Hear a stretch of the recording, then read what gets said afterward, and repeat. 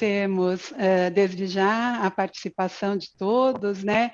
Covid-19, vivências na pandemia, Brasil e Portugal, é o tema de um ciclo de webinars que está sendo realizado em parceria com a Organização Nacional de Acreditação, a ONA, a Federação Brasileira de Administradores Hospitalares, FBAH, a Associação Portuguesa de Administradores Hospitalares, a APA, e a GPS Health Brand and Business. E a gente quer agradecer também ao patrocínio da Impar Saúde, e esses encontros eles estão sendo realizados online todas as terças-feiras, ao meio-dia, horário do Brasil, e 16 horas, horário de Portugal. Meu nome é Maria Lúcia Capelo Vides, sou superintendente do Hospital Edmundo Vasconcelos, um hospital que fica aqui na região de São Paulo, e desde já eu agradeço ao convite que me foi deferido.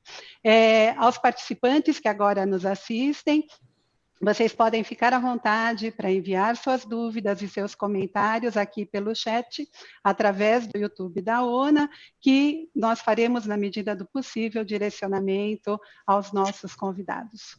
Então, hoje acontece o 5º webinar, cujo tema é Telemedicina e Transformação Digital na Saúde.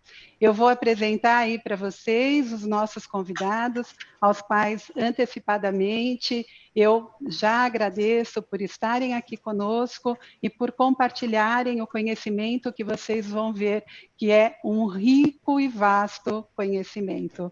Então, Dr. Antônio Manuel Guerra Santos Pires. O Dr. Antônio Manuel está representando a APA, ele é médico, tem licenciatura em Ciências Farmacêuticas, tem doutorado em Ciências da Saúde, é pós-graduado em Economia e Gestão em Organizações de Saúde, pediatra, cardiologista pediátrico, professor e é diretor do Serviço de Cardiologia Pediátrica e Centro de Referência em Cardiopatias Congênitas do Centro Hospitalar e Universitário de Coimbra. Muitíssimo obrigada, doutor Antônio Manuel, por sua presença. É um prazer, agradeço o amável convite. Bem-vindos a todos. Muito obrigado. Muito obrigada, doutor Antônio Manuel, direto de Portugal, o sotaque já o disse.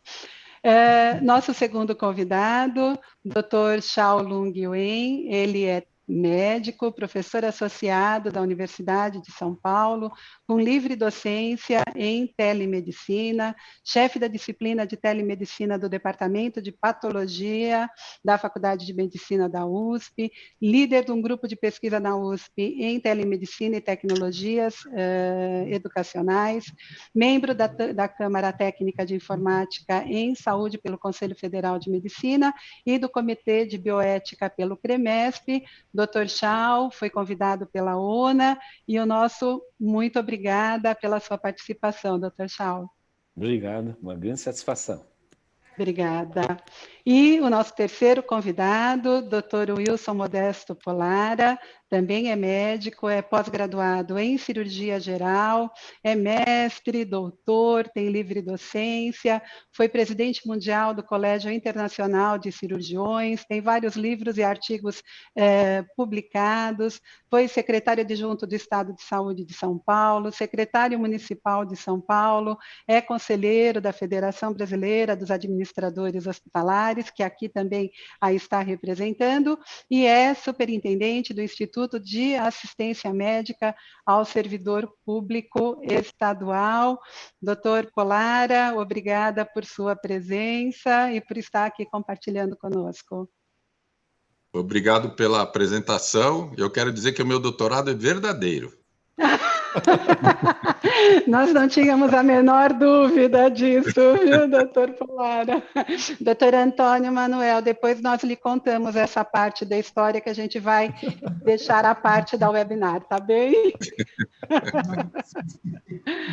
Bom, para a gente começar aqui a discussão, então, de hoje, nós queríamos, como a telemedicina, ela é muito nova para nós no Brasil e não tão nova em Portugal, eu gostaria de pedir primeiro ao Dr. Xiao que ele contextualizasse. Então, como é a linha do tempo da implantação, dos estudos todos da telemedicina, até que ela fosse regulamentada, né, agora, por conta até da pandemia. Então, que a gente pudesse entender como tudo isso vem acontecendo, e depois eu farei o mesmo pedido ao doutor Antônio Manuel para que ele nos diga em Portugal como é que está ocorrendo. Então, doutor Chau. Bom, inicialmente, boa tarde a todos, boa tarde, Maria Lúcia, professor Antônio e professor Wilson Polana. Bom, eu vou dar um contexto muito rápido. A primeira coisa é que a telemedicina já é praticamente idosa. Na verdade, ela surgiu na década de 60, em decorrência da corrida espacial e da Guerra Fria entre Estados Unidos e ex-União Soviética, cuja finalidade era o provimento do melhor serviço de saúde possível, usando os melhores meios eletrônicos de comunicação existente na época. Você vê que eu enfatizei melhor serviço e melhores recursos só para poder nós transferirmos para a atualidade. Eu trabalho com a telemedicina desde 1997 na Faculdade de Medicina da USP, quando o professor Jorge Bon criou a primeira disciplina de telemedicina no Brasil, e eu venho trabalhando, então, nessa área. Eu participei de várias fases. Eu, basicamente, divido a importância da telemedicina no Brasil, talvez, em 3 grandes fases. A anterior a 2005, como a fase de prova de conceito, a fase de 2005 até 2015, como a telemedicina universitário governamental, e de 2015, que vai até 2025, eu denominei de telemedicina comercial e regulamentada. São grandes fases de bloco de crescimento. Por que em 2005? Porque em 2005 é a fase quando o Ministério da Ciência e Tecnologia lançou o edital Programa do Instituto do Milênio e induziu a expansão da telemedicina universitária no país. A Faculdade de Medicina formou o consórcio e capitaneou esse grupo universitário. Em decorrência disso, em 2006, o Ministério da Saúde, naquela época, pediu que nós formássemos um outro grupo para criar o programa de telemática em apoio à atenção primária, e que de 2007, que foi a fase da implantação, até hoje se chama Programa Telesaúde Brasil Redes em Atenção Primária. Por isso que eu designei essa fase como a parte governamental, como o motor principal. Tá? Então, eu fiquei de 2007 até 2014 como o coordenador do Núcleo Estadual São Paulo do Programa Telesaúde Brasil Redes. Nós tínhamos começado com 900 pontos, e depois, em 2011, teve uma grande expansão, como o uso da telemedicina para tentar agilizar o processo de atenção primária. E aí nós tivemos alguns problemas sérios, que é a cultura, a operacionalização, porque telemedicina não é uma questão só de tecnologia. Telemedicina não é uma questão de ferramenta.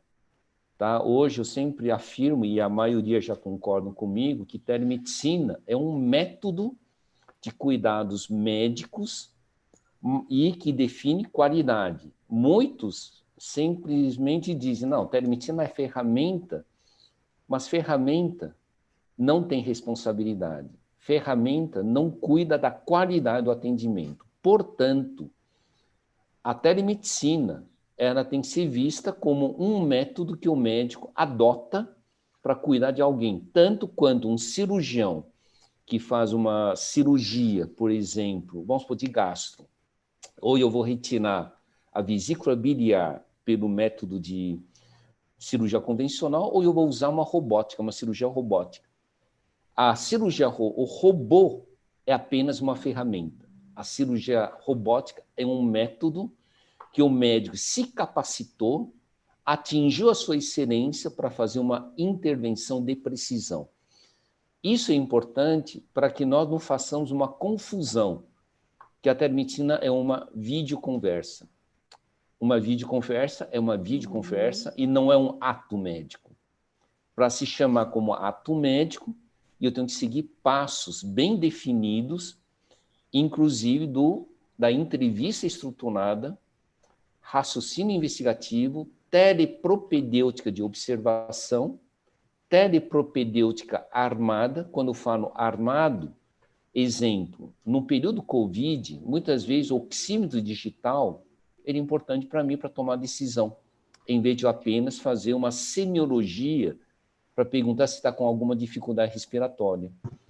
No momento que estou fazendo uma telemedicina de monitoramento de pessoa diabético, talvez o glicosímetro, para mim, é um instrumento importante. O que eu estou querendo dizer é que a telemedicina não é apenas um computador com uma câmera. Ele é uma evolução continuada de sistemas que me permitem avaliar o meu paciente, e recentemente até já começou a sair sobre etiqueta biosensor, né? Que você consegue captar sinais biológicos, assim como os braceletes, relógios inteligentes, que vão chamar que os wearables vão nos jogar num outro patamar de gestão de saúde pessoal. Em princípio, a pandemia, nesses 60 dias, fez uma mudança no cenário nacional brasileiro em relação à telemedicina, o que não aconteceu no Conselho Federal de Medicina em 18 anos. Eu falo categoricamente isto, tanto que a resolução 2227, eu participei da elaboração desde 2016, e só foi revogado no ano passado, pelo Conselho Federal, por uma falta de vivência médica sobre o assunto, e isso gerou insegurança, e a insegurança gerou a uma revogação. E naquela época, eu já tinha falado que a história dirá que aquilo foi um retrocesso, e hoje eu falo categoricamente que foi um equívoco terem revogado, porque aquilo foi a melhor produção intelectual em relação à telemedicina que nós tínhamos, porque lá fazia a definição específica dos tipos de trabalho. As pessoas confundem teleconsulta com telemedicina. Eu digo, olha, teleconsulta é apenas 5%, ou no máximo 10% da telemedicina. A teleconsulta é apenas uma categoria de serviço que é feito pela telemedicina. Na telemedicina, nós temos o telediagnóstico. Recentemente, o Conselho Federal de Medicina reconheceu teleorientação, telemonitoramento, teleinterconsulta. Eu posso ter a teleconsultoria,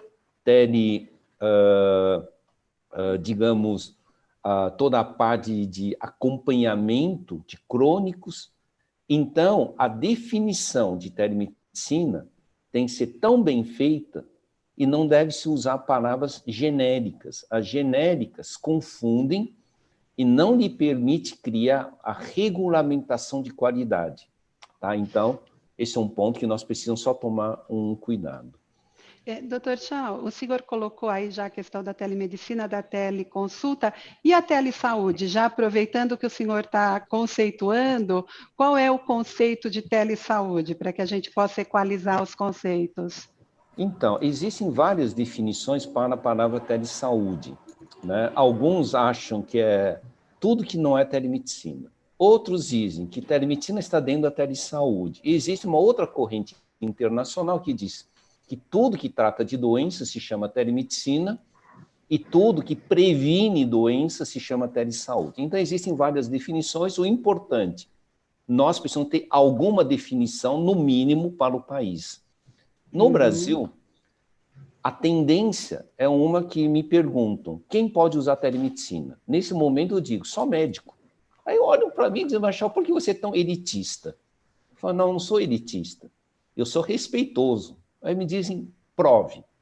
Bom, se a telemedicina é regulamentado pelo Conselho Federal de Medicina, portanto, o Conselho Federal de Medicina só pode fazer a gestão do médico. No momento que a telemedicina entra em enfermagem, fono, físio, outro, estariam me inferindo que a área médica tem gestão sobre enfermagem, fono, físio, porque se a regulamentação é como se fosse de medicina, então estaria errado pela lógica do respeito a demais profissões. E aí me pergunto, então, como que ficam as outras profissões? Se chama teleenfermagem, se chama teleodonto, se chama telefonoaudiologia, cada um com sua respectiva tele, gerenciado pelos seus respectivos conselhos. A junção de todas as tele, aí nós poderíamos até chamar de telesaúde, aonde todas as excelências de cada profissão, junto nós chamamos de telesaúde, e foi nessa lógica que a Agência Nacional de Saúde Suplementar, quando publicou as portarias 6 e 7 sobre remuneração por ato profissional realizado por, eu vou chamar de teletecnologias, você vê que eu não usei a palavra telemedicina, chamei de teletecnologias, para ser algo mais homogêneo, ele usou a palavra telesaúde, porque ele quis dizer que a remuneração deveria ser igual entre o atendimento presencial e o conectado. Então, seguindo uma lógica que eu defendo. Não é possível pensar que, se você faz uma consulta médica por telemedicina, deva ganhar 50% do valor. Aí alguns me dizem, não, tem que ser porque o médico reduziu o custo e ficou mais confortável. E aí eu respondi, não. O médico não recebe por videochamada. O médico recebe pela responsabilidade que ele assumiu pelo paciente, independente da forma como ele interagiu. Se ele fez por telemedicina, ele teve que elaborar todo um conjunto de raciocínio e ele continua a ser responsável pelas condutas que ele fez. Portanto, a responsabilidade continua. O segundo, não existe a possibilidade da telemedicina ser separada da medicina, só existe uma palavra, medicina. Então, o que é a telemedicina? É o braço da medicina para construir a medicina conectada. Então, o entendimento que existe medicina e telemedicina, que existe competição, está totalmente errado. A transformação digital da sociedade exigirá com que a área médica e a área de saúde também comece a ofertar serviços conectados. Então, telemedicina é apenas o braço da medicina para se expandir para braço de medicina conectada, assim como internet banking foi para os bancos se tornarem bancos conectados. Isso significa a ampliação de acesso e a ampliação da qualidade contínua. É por isso que nós temos que tomar cuidado para não fazer uma coisa chamada telemedicina banalizada. Hoje eu vejo que a abertura ampla da telemedicina, sem ter tido uma formação curricular mínima dos médicos, ele corre o risco de gerar a chamada telemedicina banalizada, onde eu vejo portais e sites vendendo teleconsulta a R$12, teleorientação a R$ 4,90. Bom, isto não é medicina, né? Então, é isso que nós temos que tomar um cuidado, que é a preservação de que a teletecnologia aplicada de uma forma séria inclui, basicamente, responsabilidade pelo cuidado aos pacientes e suas consequências, e não a uma, digamos, uma disputa mercantilizada em relação aos cuidados de saúde de alguém.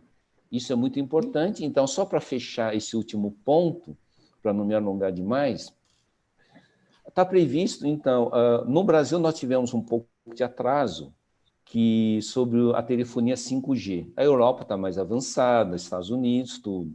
Mas tudo indica que nós entraremos no ano que vem com o leilão do 5G.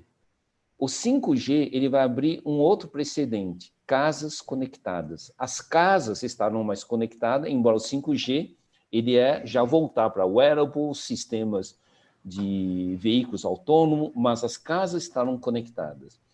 As casas conectadas terão casas inteligentes. Quando eu falo que o assunto de inteligência artificial nas casas, hoje é um assunto de R$600 no Brasil. Alexa, né? O Alexa Echo Show, o Google Home, tudo isso está conectado. Então, isso quer dizer que nós vamos entrar num outro perfil. Eu não falo do perfil mais humilde, mas classe média, média alta, serão casas conectadas e nós temos que potencializar um outro método de cuidado, que é a saúde conectada contínua, onde nós temos que desenvolver um acompanhamento supervisionado e o estilo de vida, tanto que nós temos que fazer essas mudanças gradativas, porque a sociedade, que eu chamo de sociedade 5.0, que é dessa terceira década, não iremos querer tratar muito doenças. Queremos fazer a gestão e garantir um estilo de vida que mantenha as pessoas saudáveis. Isso é uma recombinação de um novo ecossistema de saúde que nós precisamos estar atentos, nós precisamos estar modernizado, porque senão existe um termo, não sei se vocês já ouviram, amazonização da saúde.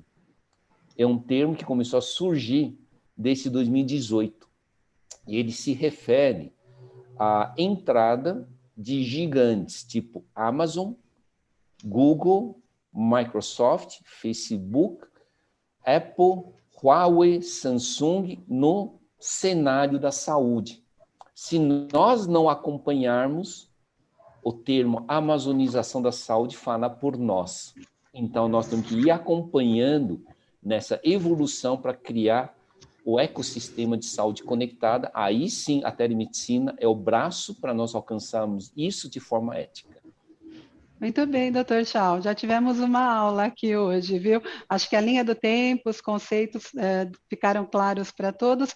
E aí eu pediria agora para o doutor Antônio Manuel para que ele contasse a experiência de Portugal em uso aí do método telemedicina. Ora, muito boa tarde novamente. Eu agradeço ao início do painel mais uma vez. Eu tenho aqui uma apresentação feita, portanto, em slides que eu gostaria de compartilhar convosco. Penso que às vezes as imagens também falam mais alto. Com certeza, então, fique à vontade. De fazer isso, aguardem só um bocadinho. Eu estou a fazer essa transferência. Não sei se conseguem ver, portanto,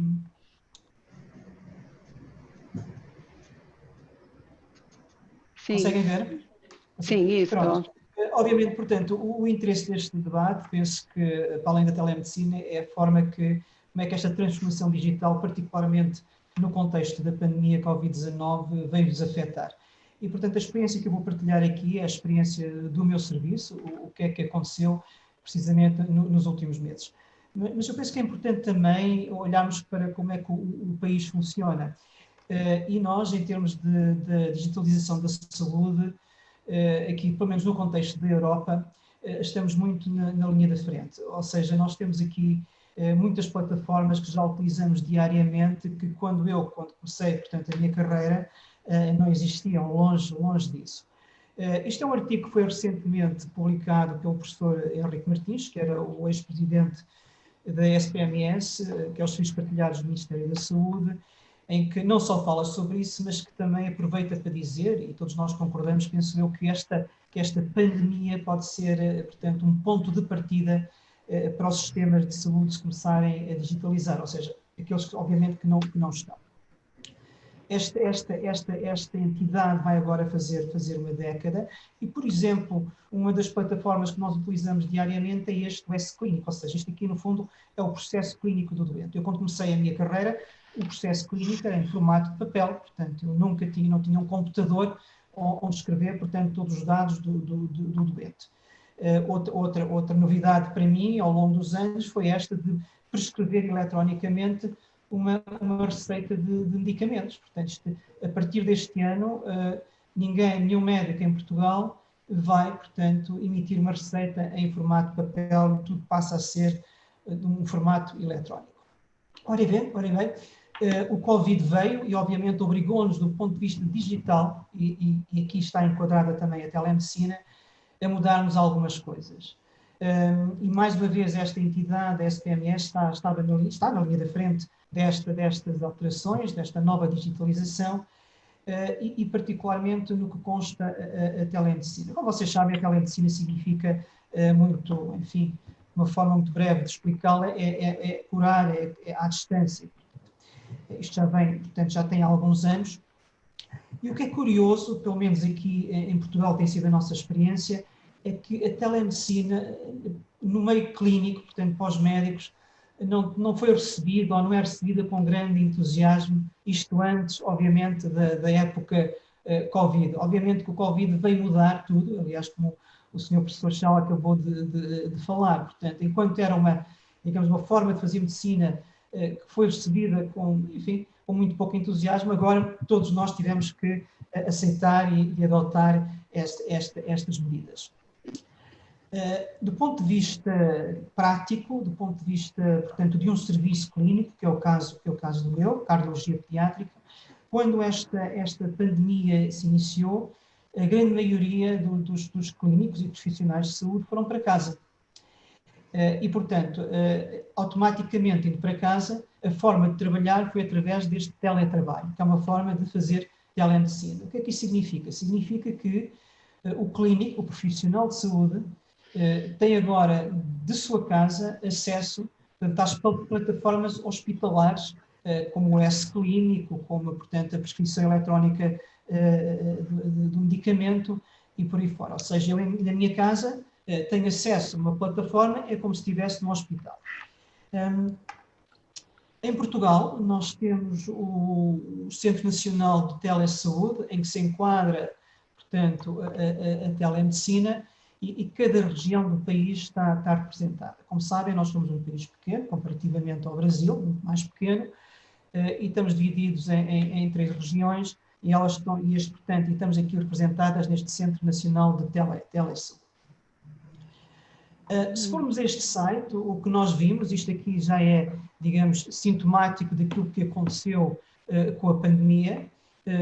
Por exemplo, o que este gráfico mostra, o que estes gráficos mostram, aliás, é que, comparativamente ao período homólogo de 2019, houve um aumento de 35,42% em termos de telemedicinas realizadas. Obviamente, quando estamos aqui a falar em telemedicina, há várias formas de fazer telemedicina. Relativamente ao meu serviço, o que nós temos é teleconsulta de cardiologia pediátrica e cardiologia fetal. Ou seja, o que é que isso significa? Significa que nós, portanto, temos uma rede, já vou-vos mostrar aqui também num slide, com vários hospitais da zona centro, e temos um doente que presencialmente é realizada uma ecocardiografia ao coração, e nós deste lado estamos a comentar. Isto faz parte desta coisa chamada telemedicina, uma das formas de fazer telemedicina. Portanto, uma primeira coisa que vimos aqui é este aumento significativo, portanto, do número de telemedicinas por causa da pandemia. Eu gostaria de voltar um bocadinho à história da telemedicina, vai fazer agora um século, acabou de fazer um século. Inicialmente, e nos anos 20, a telemedicina era feita através do telefone. Mais tarde passou para a rádio, depois para a televisão, e depois, a partir dos anos 90, como vocês sabem, para a internet. É curioso que agora, com o teletrabalho, apesar de toda a tecnologia, realmente é fundamental, como vos disse, através da minha casa eu tenho acesso à plataforma hospitalar, mas é através do telefone que eu contacto os meus doentes, ou seja, voltamos um bocadinho ao início. Portanto, não deixa de ser uma plataforma também muito importante neste contexto da telemedicina e de contactar os doentes. Relativamente à nossa experiência, esta é uma imagem do nosso hospital em Coimbra, o Hospital Pediátrico de Coimbra, que faz parte deste Centro Hospitalar e Universitário de Coimbra. Estes são a nossa rede de hospitais. Nós estamos, portanto, ligados a praticamente todos os hospitais da região centro. Também fora da região centro temos um hospital mais a norte de Portugal. E para além desta rede nacional, também temos uma ligação aos países africanos, portanto, oficiais de língua portuguesa, como é o caso de Cabo Verde, Santo Tomé e Príncipe e também Angola. Portanto, isto aqui desde 2007. Olhando um bocadinho para a nossa estatística, como vos disse, nós iniciámos a nossa experiência em teleconsulta telemedicina em 1998. Atingimos o nosso máximo em 2015 e a partir daí tivemos um ligeiro decréscimo. Isto teve a ver com questões demográficas, portanto, as pessoas mais jovens a sair da região centro do país, e também tivemos algumas avarias do ponto de vista da tecnologia, portanto, isto aqui verificou-se com decréscimo, particularmente no ano 2018. Importante aqui, que também foi referido pelo colega que acabou de falar, é que a telemedicina de hoje em dia é regulamentada. E devo dizer que no meu contexto, no contexto do meu serviço, ela representa 25% da nossa produção hospitalar. Portanto, é importante. Não só representa 25% da nossa produção hospitalar, como a telemedicina por si tem uma majoração de 10%, ou seja, o hospital é pago mais 10% por cada telemedicina que realiza. Portanto, tem todo o interesse para um hospital desenvolver a telemedicina. Mas, apesar disso, como vos disse, antes da época do Covid, a telemedicina não tinha sido recebida com grande entusiasmo. O Covid obrigou-nos, portanto, a uma nova realidade e a uma nova forma de fazer medicina. Eu vou-vos mostrar um gráfico, portanto, daquilo que aconteceu relativamente às nossas consultas, o que, como vocês calculam que tenha acontecido a mesma coisa no Brasil. Quando iniciou a pandemia, nós, portanto, cancelámos todas as consultas presenciais e só foram observados os doentes considerados prioritários e muito prioritários. E todo o resto era, portanto, todos os outros doentes eram contactados telefonicamente, lá está, portanto, por esta forma de fazer telemedicina. E o que se nota aqui relativamente à teleconsulta, que era aquela, portanto, consulta que nós tínhamos e que representa uma porcentagem importante da nossa produção hospitalar, as primeiras teleconsultas, telemedicina, baixaram na ordem de 39%. Portanto, estamos a falar aqui dos primeiros 4, 5 meses do ano, relativamente ao período homólogo de 2019. Isto foram as primeiras teleconsultas de telemedicina. As segundas, portanto, aquelas subsequentes, ainda baixaram mais, portanto, na ordem dos 41%. Portanto, isto tem um impacto muito importante na produção de um serviço. Relativamente às consultas, aqui neste quadro de cima temos as consultas presenciais, portanto, aqui neste canto temos aqui em termos percentuais o que diminuiu, portanto, na nossa realidade, em termos de consultas presenciais, 1/3 das nossas consultas simplesmente deixaram de ser presenciais e passaram a ser, portanto, por teletrabalho, por telemedicina também.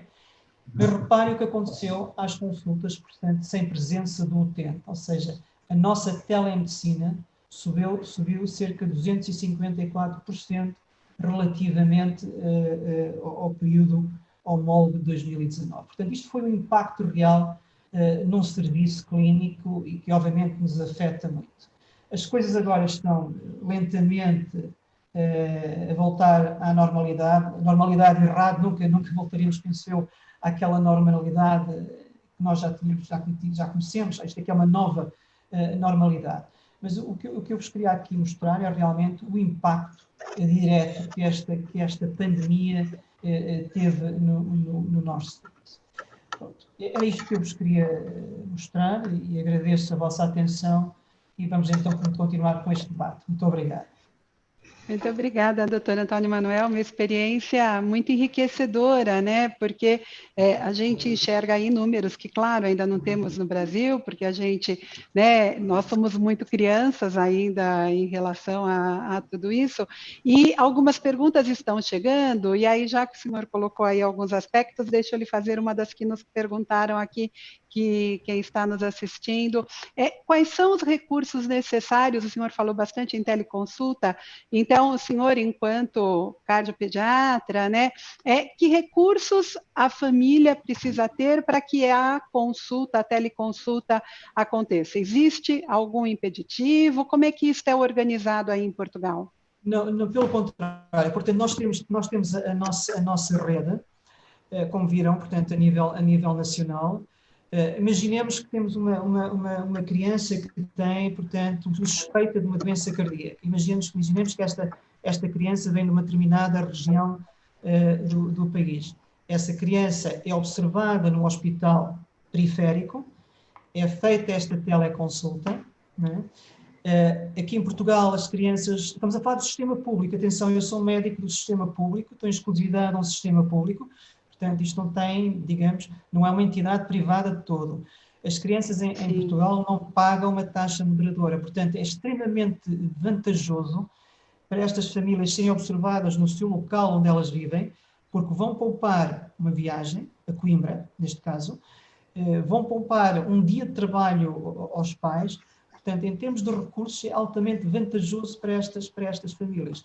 E para os hospitais, repare que uma teleconsulta vai contar duplamente, não só para o meu serviço, mas também para o serviço que faz, portanto, o exame. E como vos disse, estas consultas têm uma majoração de 10%. Portanto, é altamente vantajoso do ponto de vista, digamos, económico para os hospitais. Para as famílias, ainda mais.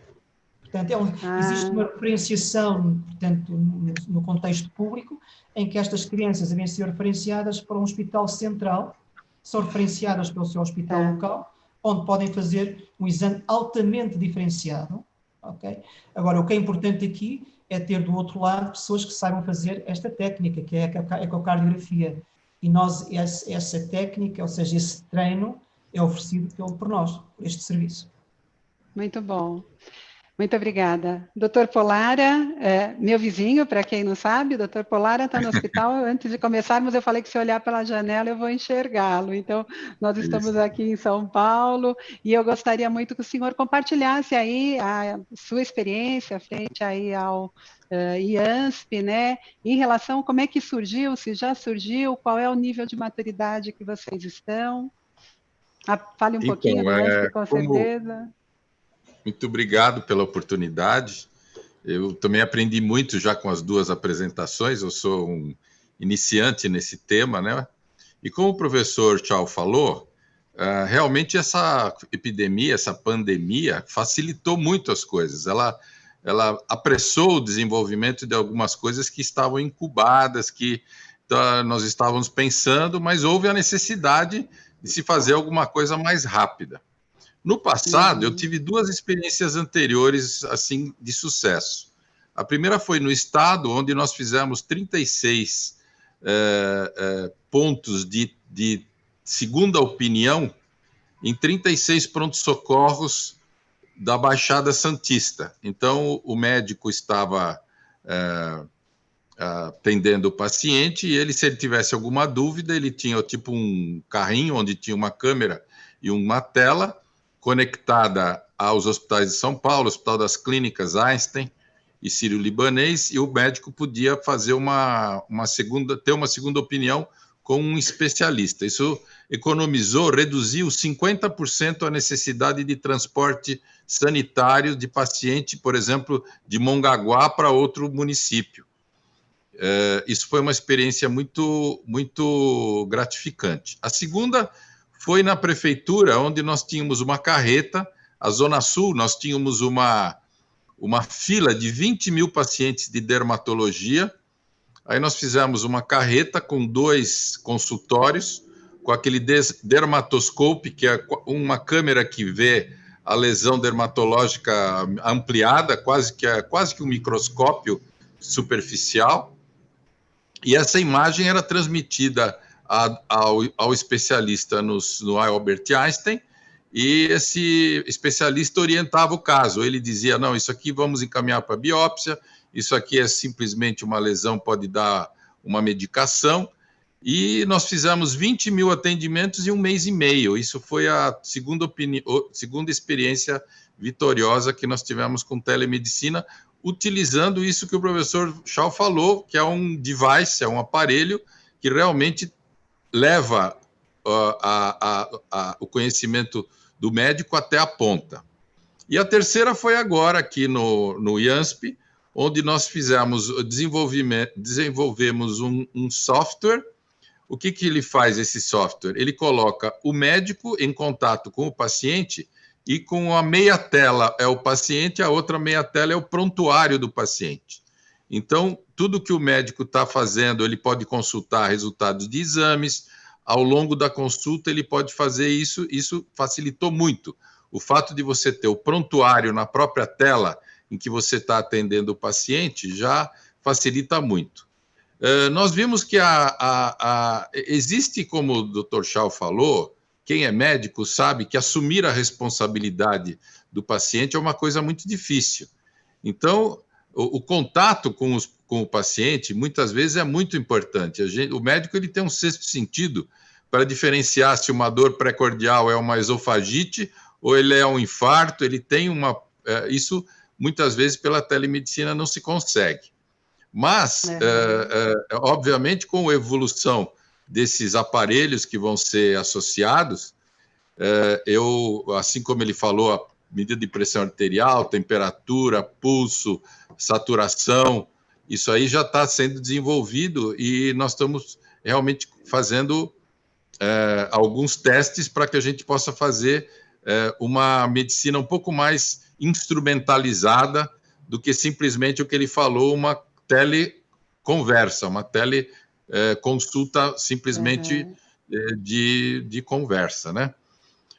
Nós atendemos começamos dia 4 de abril, nesses 3 meses nós atendemos 1.867 pacientes, sendo que cerca de 14% eram pacientes portadores de Covid. 82% eram de outras especialidades e 4% eram consultas que eram suspeitas de alguma coisa emergencial. O paciente foi encaminhado ao pronto-socorro em 4% somente das vezes. Nós temos também uma pesquisa de satisfação do paciente e nós fizemos algumas perguntas para os pacientes em relação, por exemplo, se o atendimento médico foi satisfatório, e nós temos 91% dos pacientes com uma resposta que o atendimento médico foi satisfatório. Se sentiu segurança no atendimento em geral, se sentiu seguro por ser atendido por telemedicina, 92% dos pacientes responderam que sim. Se houve clareza nas informações passadas, também da mesma forma, 94% dos pacientes responderam que sim.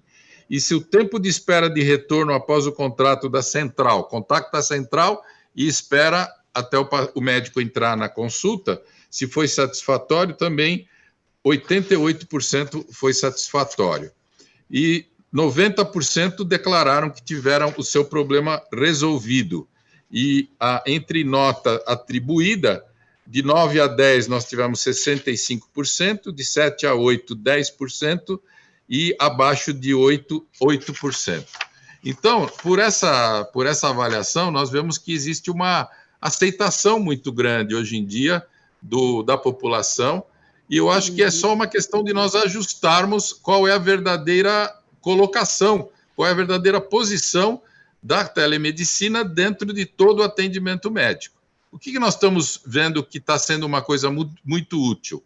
Primeiro, na primeira triagem, a primeira consulta que o paciente faz, muitas vezes pelo sintoma, ele erra o especialista, ele pensa que tem uma dor de cabeça e acha que é o neurologista e marca uma consulta com o neurologista. Então, a primeira consulta, ela tem sido muito útil para justamente não orientar o paciente ainda, nem pedir exames, mas simplesmente para dizer em qual lugar ele vai ser atendido, em qual especialidade ele vai ser atendido. Isso facilitou muito a nossa agenda, porque o paciente faz uma teleconsulta, a equipe orienta em qual vai ser a equipe que vai atendê-lo. A segunda consulta geralmente é presencial, onde o médico examina, tem condições de examinar, fazer as palpações, as auscultas, uma medicina clássica. E as posteriores, que são aquelas para ver resultado de exames, para acertar a medicação, para ver se o efeito da medicação, essas todas podem perfeitamente ser feitas por telemedicina. Obviamente, como o Dr. Schall falou, a evolução é muito grande, quer dizer, eu acredito que no futuro nós vamos ter realmente devices, aparelhos que vão facilitar muito e vão tornar realmente o médico mais seguro em fazer a consulta total por telemedicina. Realmente, num país com as dimensões do Brasil e com as dificuldades de comunicação, nós temos um campo muito grande para a telemedicina. E quem já foi gestor de saúde, gestor público, sabe que o nosso maior problema é a economia de escala. Muitas vezes, uma cidade, ou um município, ou uma região, ele não tem o número de casos suficiente para justificar a presença de um especialista lá full-time. Muitas vezes você tem 2, 3 consultas, por exemplo, de reumatologia por mês e você não tem condições de colocar um reumatologista lá para fazer 2 ou 3 consultas. Sim. Então, eu estou dando um exemplo extremo, mas realmente isso eu acho que é o grande futuro. Vai ser uma facilidade para se concentrar consultas em um local diferente, de várias regiões menores, para que a gente possa justificar a presença de um especialista, por mais rara que seja a doença, que ele seja um experto. Eu acho que é para iniciar... Sim. Pegando um pouco o gancho, doutor Pollara, do que o senhor colocou, inclusive em relação a essa pesquisa de satisfação, a gente vê aí na telemedicina uma tríade, né? A instituição, o paciente e o profissional. Cada um deles com nível de maturidades diferentes, né? E necessidades diferentes para o uso deste método. Na percepção de vocês, a gente consegue gerar valor em saúde através da telemedicina e o paciente ele consegue de fato sentir que ele está no centro do cuidado, porque as instituições o tempo todo discutem, né? Como a gente coloca o paciente no centro do cuidado, o paciente, através da experiência de vocês, ele se enxerga desta maneira? Sim, é justamente a pergunta que nós fizemos, né? Se ele se sentiu satisfeito com o atendimento. Isso. E ele se enxerga. E aí a maturidade dos outros sistemas, o senhor acha que isso foi preparado para gerar este sentimento no paciente, essa experiência? Exatamente. Eu acho que toda a questão de ver, primeiro, eu acho muito importante, quando o médico tem ao seu lado o prontuário, dá a sensação para o paciente que o médico realmente conhece o caso dele. Então, ele pergunta, olha, aquela última consulta que o senhor fez com outro, como é que o senhor se sentiu? Olha, a última vez que o senhor esteve aqui no pronto-socorro, o senhor veio com tal queixa. Então, dá a sensação para o paciente de que o médico parece que está acompanhando o caso dele desde o começo. Então, esse seria um requisito para esta experiência, muito ter o importante, prontuário. você ter toda a informação do paciente ao lado e o médico mostrar naquele momento o que ele realmente conhece o caso. Isso aí é que dá segurança e o valor, como você disse, segundo Michael Porter, né? O que o paciente espera daquela consulta. Então, eu acho que isso foi preenchido nessa primeira fase nossa, que quase que é um plano, um teste piloto, mas nós estamos aqui interessados em ampliar muito, porque a nossa dificuldade ainda é maior, porque, imagina, eu tenho que atender os funcionários públicos estaduais da cidade, não são nem todas as pessoas que vivem numa cidade. Então, o meu grau de dificuldade de economia de escala é muito maior do que se eu tivesse que atender, por exemplo, a cidade inteira. Outra coisa que nós observamos é que, hoje, a tecnologia... As pessoas estão muito acostumadas com a tecnologia. Nós tínhamos dificuldade, pensamos que as pessoas iriam ter dificuldade para marcar, porque é todo um processo no celular de maturidade, que ela marca. Né? De mas hoje as pessoas estão tão acostumadas com tantas outras coisas, com banco, com lojas, com compras, com tudo hoje em dia você faz com taxas e coisas, outros serviços governamentais, impostos, IPTU, tudo hoje você faz pela informática. Então, eu acho que as pessoas estão com uma maturidade hoje suficiente para que a gente possa fazer esse tipo de atendimento.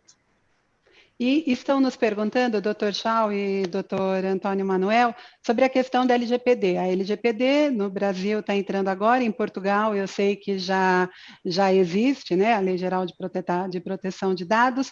Então, como é que fica esta segurança, né? Então, a segurança da informação em relação à LGPD, como é que vocês veem esta questão? Portanto, aqui em Portugal, primeiro de tudo, nós, para fazermos uma teleconsulta, o doente, neste caso os pais, são crianças, tem que assinar o consentimento informado. Ou seja, nós não podemos fazer uma teleconsulta, porque é à distância, né? Sem ter, portanto, esse consentimento. A transmissão dos dados, portanto, da imagem e tudo o resto, é da competência portanto, das telecomunicações, neste caso da Altice, em Portugal. Portanto, que obviamente tem a tecnologia suficiente, espero eu, para manter, portanto, essa proteção de dados, mas portanto, temos essa segurança. Então, a questão da Lei Geral de Proteção a Dados Pessoais precisa ser levada a sério, porque, na verdade, nós temos um certo descaso ainda. A Lei Geral de Proteção a Dados Pessoais era para entrar em vigor em agosto desse ano, ele foi adiado, postergado, a multa para ano que vem, por causa da pandemia. E nós temos que levar em consideração que, na verdade, a Lei Geral de Proteção a Dados Pessoais não foi construída para a área da saúde. É que a área de saúde também está envolvida por causa da questão do chamado dados sensíveis, inclusive a questão de uso indevido de dados pessoais para outras finalidades. Exemplo, alimentar a inteligência artificial. Se eu não estou ciente, não estou autorizando, e você o utilizar para fins de, mesmo para treinamento de inteligência artificial, você cria uma situação complicada. Bom, então, eu diria que qualquer ação de telemedicina hoje precisa começar a criar um novo conceito, que é a acreditação institucional em telemedicina, onde nós temos que criar a chamada diretrizes comportamentais, no qual não pode se autorizar exposição de dados. Por exemplo, eu vou fazer uma teleconsulta, eu estou no hospital. Eu tenho que, pelo menos, ter um biombo separando, porque eu não posso ter ninguém passando por trás, podendo ver o que eu estou acessando de dados. Isso seria um vazamento de dados que não é da plataforma de teleconsulta, mas é comportamental. Exemplo, usar smartphone e gravar ou fotografar um teleatendimento. Então, são várias coisas que nós temos que criar um conceito que é o ensino da bioética e segurança digital. Tá? Então, eu tenho feito vários cursos que nenhum médico deveria, ou melhor, deveria fazer telemedicina sem ter feito um curso de formação básica em bioética digital, segurança digital, técnicas de semiologia não presencial e o processo do registro de ato médico. Em geral, um curso desse consegue fazer em 15 horas. Isso é fundamental para nós não levarmos em cadeia os problemas ético-jurídicos. E o Brasil, além da Lei Geral de Proteção a Dados Pessoais, nós temos um outro conceito, um outro problema, se chama PROCON.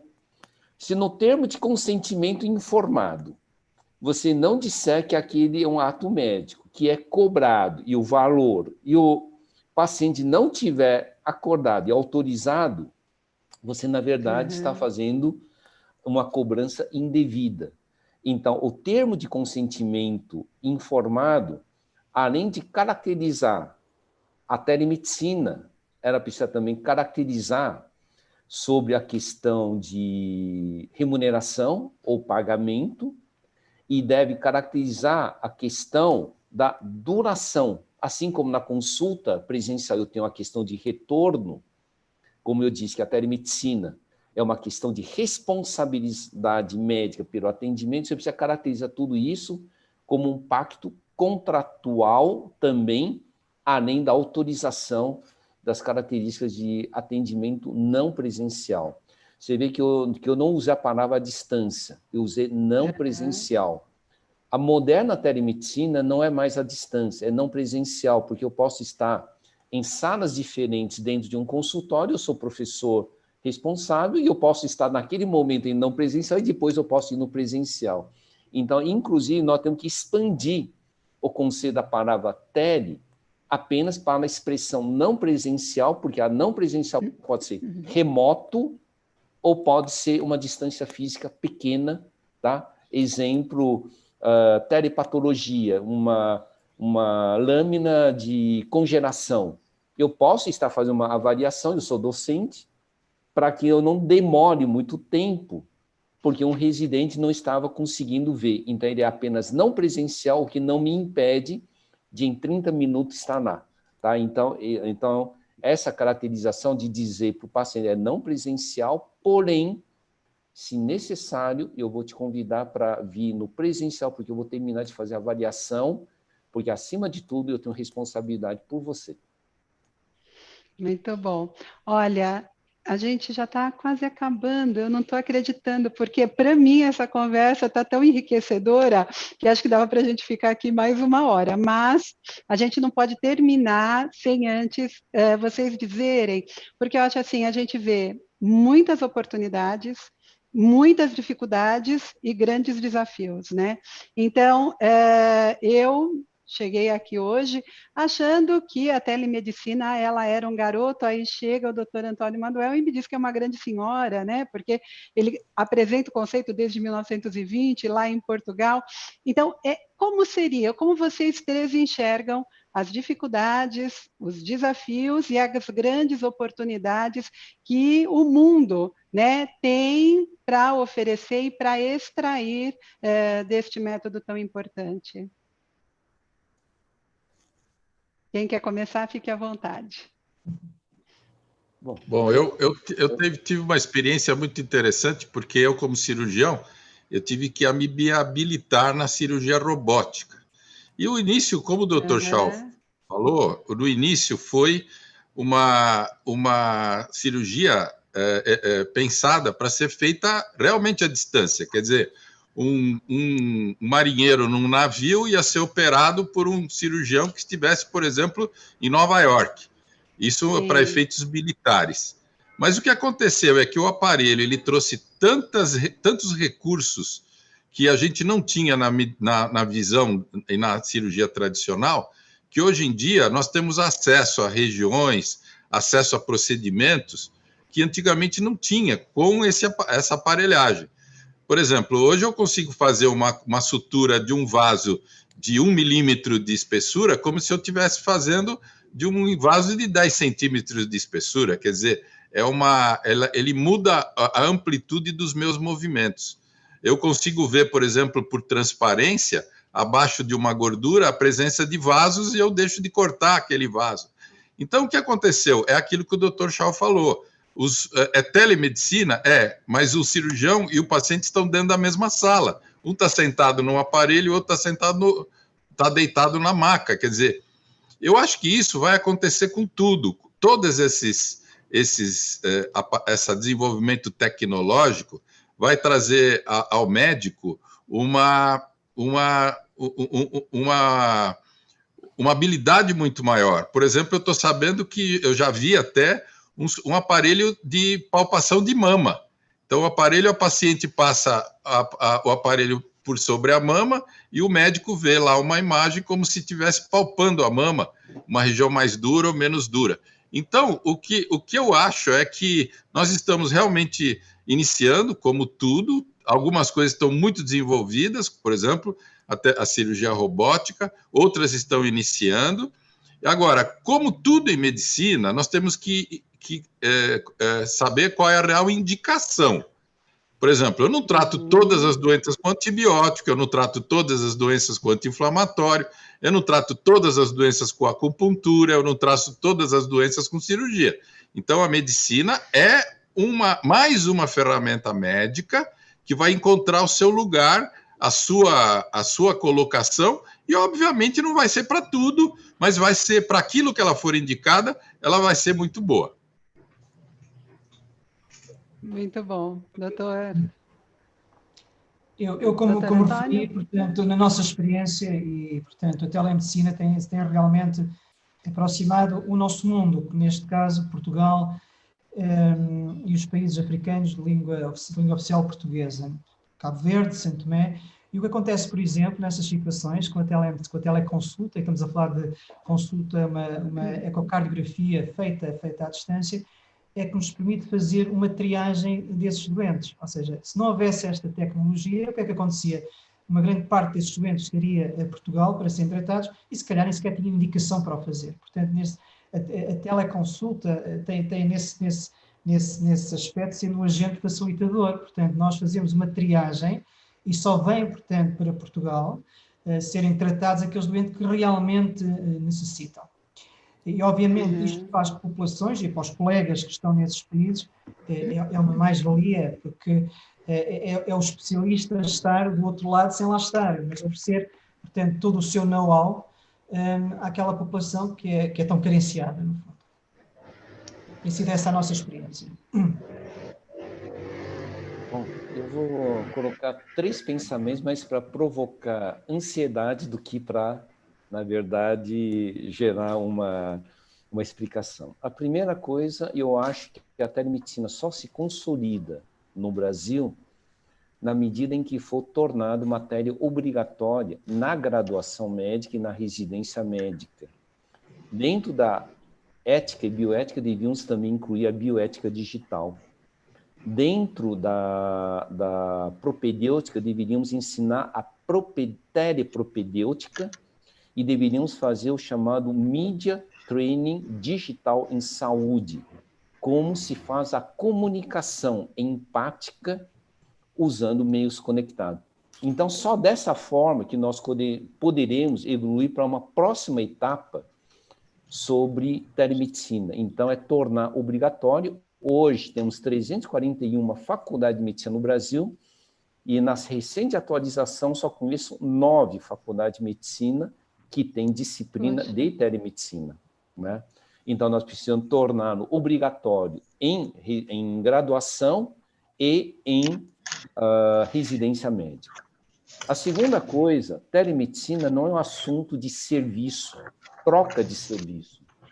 A telemedicina é uma questão de empreendedorismo, reorganização da cadeia de saúde. Então, quando o professor Wilson Polnaro ele fala assim, eu tenho que fazer o conjunto, exemplo, um local, reumatologista, só tem 3 casos por mês, eu não posso disponibilizar. Então, o que ele está dizendo que nós precisamos analisar o empreendedorismo funcional. Empreendedorismo não quer dizer dinheiro, mas significa o repensar da reconstrução de toda a cadeia de serviço de saúde, assim como as companhias aéreas repensaram quando eles implementaram o web check-in. Eles reorganizaram. Então, não adianta implementar tecnologia sem repensar. E aí, eu vou abrir 2 coisas que eu tenho esperança que aconteça, né? Que surja a telemedicina de logística e a telemedicina organizacional.